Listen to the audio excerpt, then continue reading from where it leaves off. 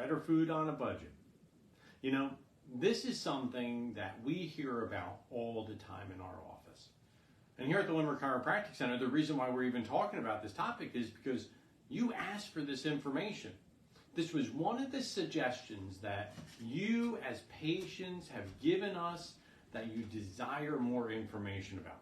So tonight we're going to answer some questions about how is it that you're able to build a better diet on a budget. Now listen, if you're new to the Limerick Chiropractic Center, I want to welcome you. You know, when we do these workshops are part of your care in our office to ensure that you stop making the bad mistakes that oftentimes build your problem worse. In fact, they're intended to help give you that great information to make better decisions so that in the end you're able to get well quicker and stay well for a longer period of time. Well, tonight's workshop is no exception to the rule. As we get to answer how is it that you can take and help yourself, you're capable of helping to reduce stress in your life. And we realize that stress is never a good thing. So if we can help reduce that stress, even just a little bit, that's awesome. Now listen, as we go through this workshop, I'm going to ask you to do a couple things. Number one, I want you to like this. It helps more people on Facebook get the information. Just simply have it shown up in their feed.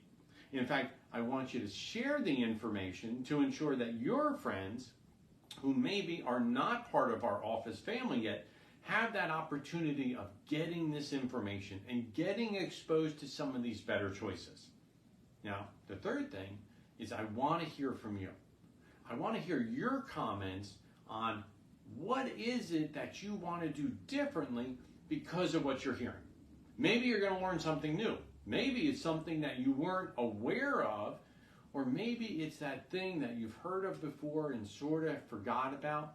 Regardless, I want to hear those comments. I want to hear from you, and in fact, listen, share those comments, because this is how other people learn from our experiences. Now, we all know that there are cheap ingredients. And listen, this is not about making bad choices. In fact, just because it's cheap doesn't necessarily mean that it's good for you. And in fact, I will tell you, to save a penny and yet give up a choice, a good choice, is not okay. I will be the very first person to tell you that it's worth paying more money for a better choice product if you're getting what you're paying for. Tonight is going to be more about getting those better things and just simply paying that lesser amount in the process. So we want to make sure of what to buy and the why behind it. Now listen, I used to cook for a living. I love this process. I love talking about food and different ways of combining it and some of the things that you can do in order to help yourself in this process. Number one, which this is the summertime here in Pennsylvania, we have so many crops that are coming in right now that are just great. You want to look towards purchasing seasonal fruits and vegetables. And I want you to take note of that word, seasonal.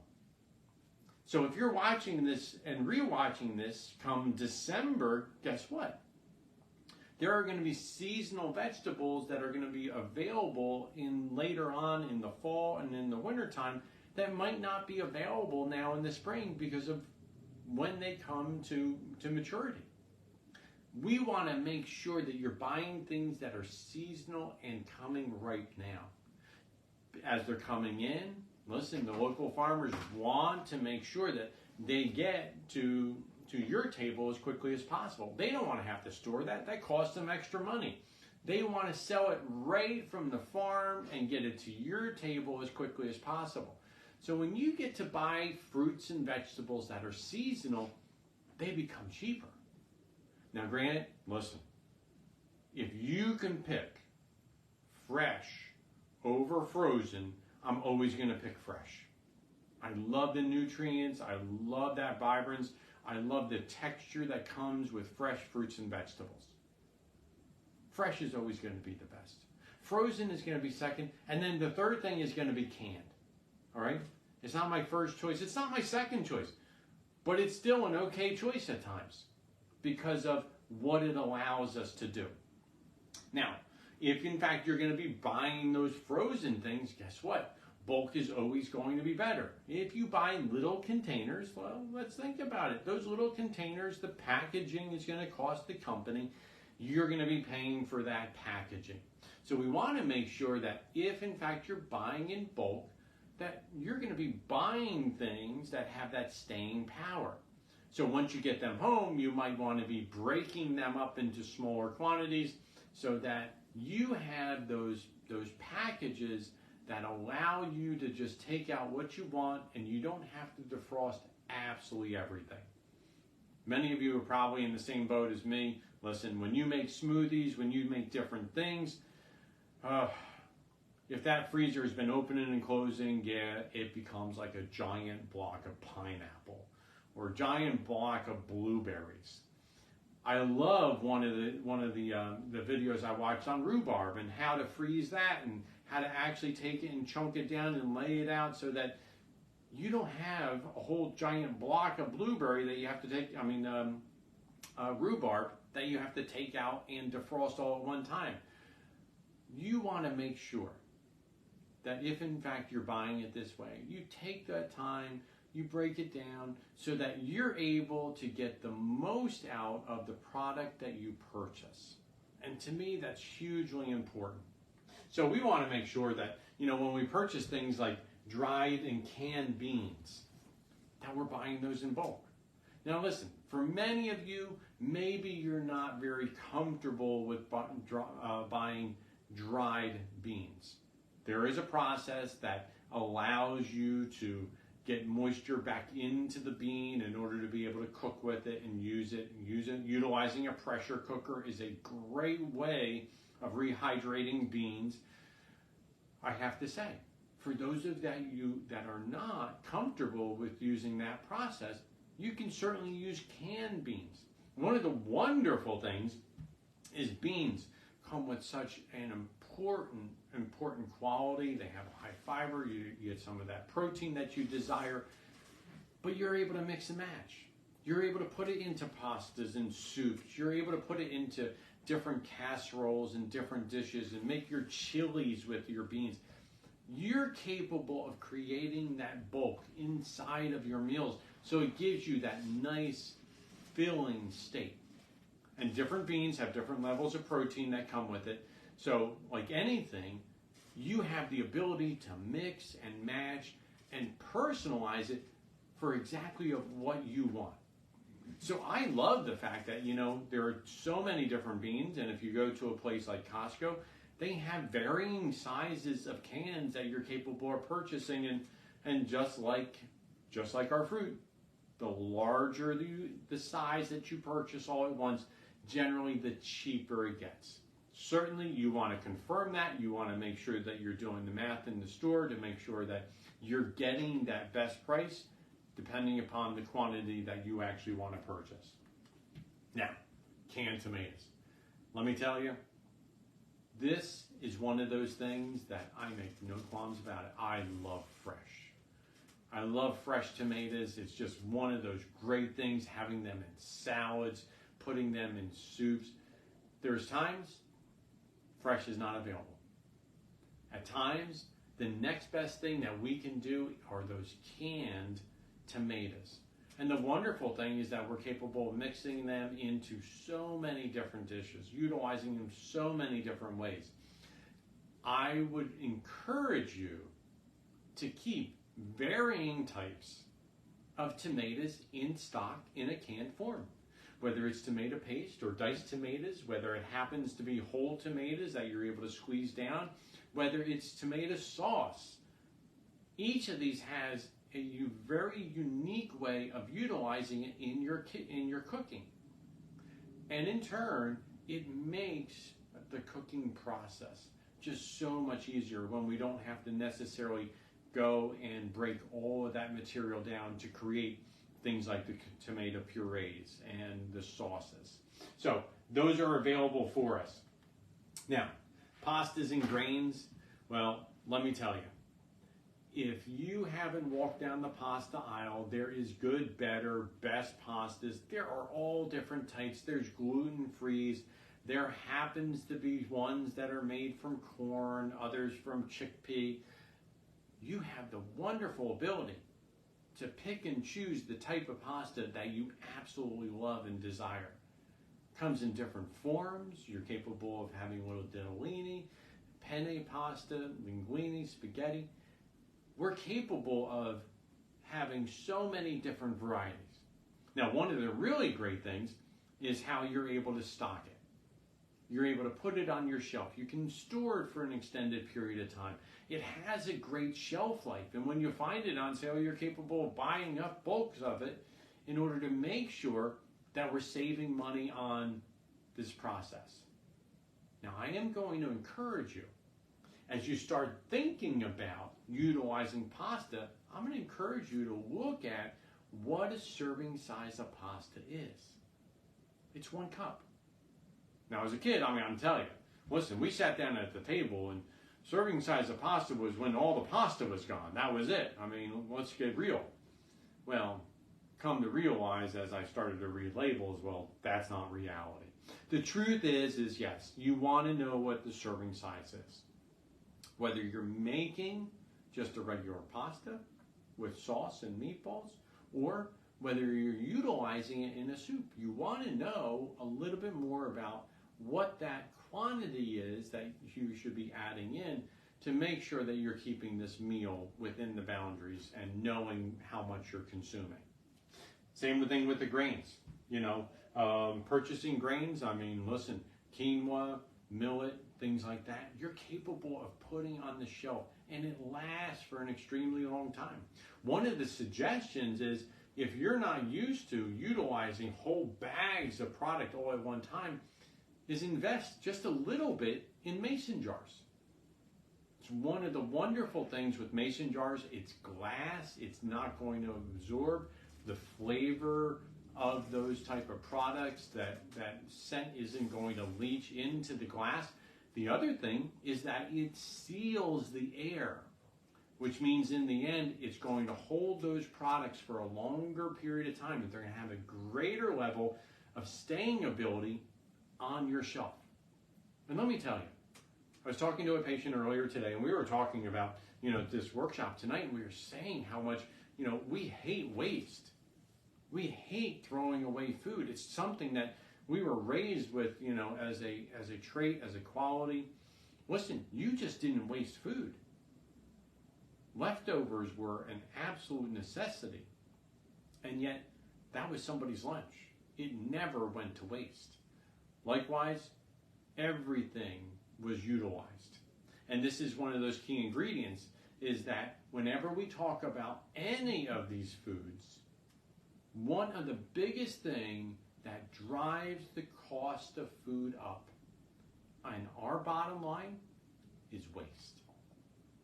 So when you recognize that you're having to throw something away because you didn't get to it, well, that's a problem.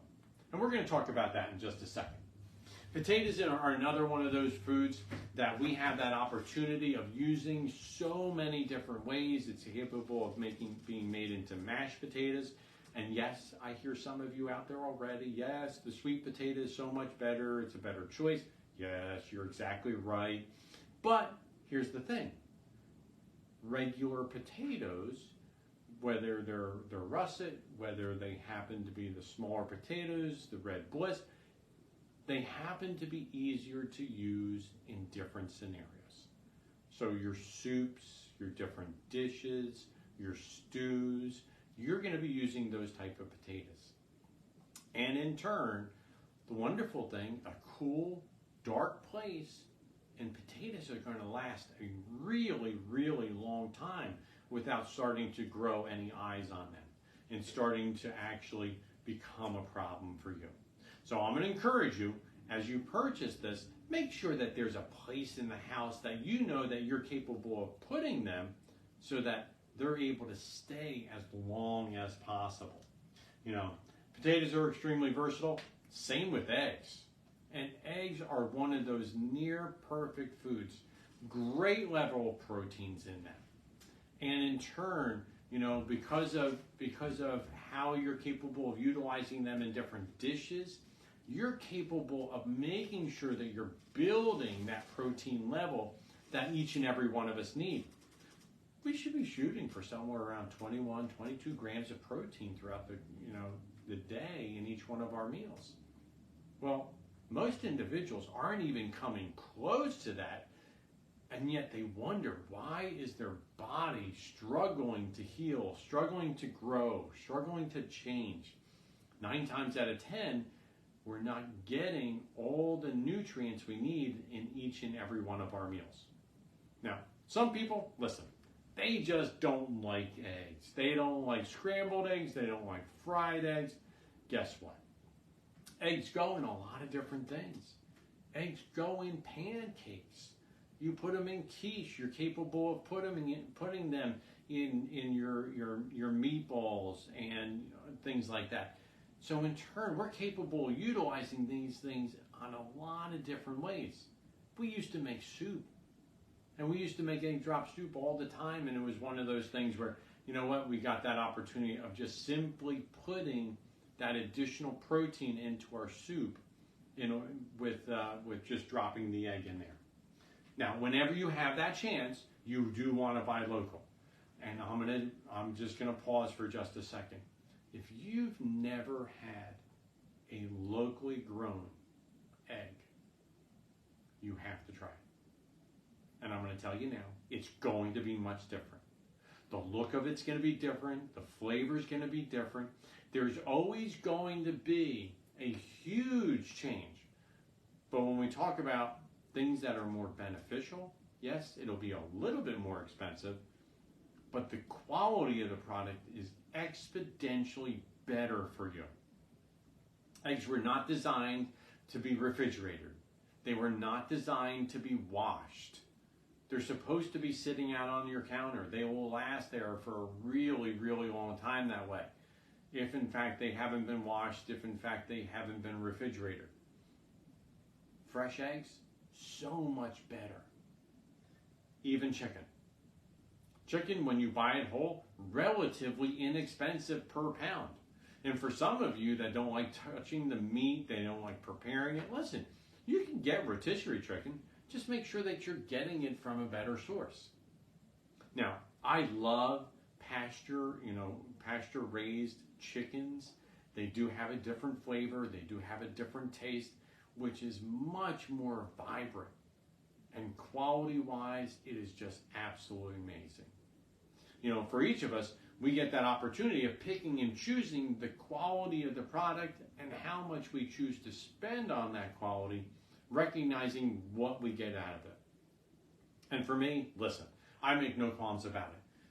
When we make chicken, it's going to be one of those things where if I'm cooking that whole chicken, yes, we're breaking it up. We're going to be cooking it as a whole because it's cheaper to purchase it as a whole instead of individual parts. But then on top of it, after that chicken has been cooked, we debone it. We're using those bones in order to make bone broth, so that we're capable of making soups out of it. And that leftover chicken, that gets to go into the soup in order to add to that protein level. That wonderful thing, one chicken is capable of making 2, 3, 4 meals in the end quite easily just by utilizing it properly. Now, other proteins, I'm going to tell you, if you want to get the biggest bang for your buck, you want to be purchasing ground meats instead of purchasing whole meats. Things like turkey and beef become just so much more expensive when they're whole. The reason is because when you go to the deli, when you go to the counter, the meat counter, and you start looking at those ground beefs, those ground turkeys, one of the things that has to be done is they have to grind fat into the product. Now that fat, it is a filler. It does add flavor to the product, and it keeps it moist when you do cook it. These are all things that are very important. Because of those factors, even though there's been more labor that goes into the production of it, it's cheaper than buying that whole piece. So I'm going to encourage you. This is one of those things, depending upon the meal that you're making, you might decide that it's just worth more for you to purchase the ground product so that you're able to save that money. Now, for some of your dishes, there is no exception. You know what? You're buying that whole piece of chuck. You're going to buy the whole filet or sirloin. You're going to have that whole turkey breast. These are things at times you just can't get around. But if we're looking at how is it that we save the most and we get the most for our money, it's by buying those ground products. Now, our final thoughts, plan your meals. One of the biggest culprits that we talked about that drives the cost of us feeding our families is that waste. The sad thing is that when we don't plan our meals, well, we have extra stuff just sitting around that's not being used. It still costs us money in order to purchase this, in order to have it. So one of those great joys that I get is to watch my wife sit there and write up that meal plan for the week.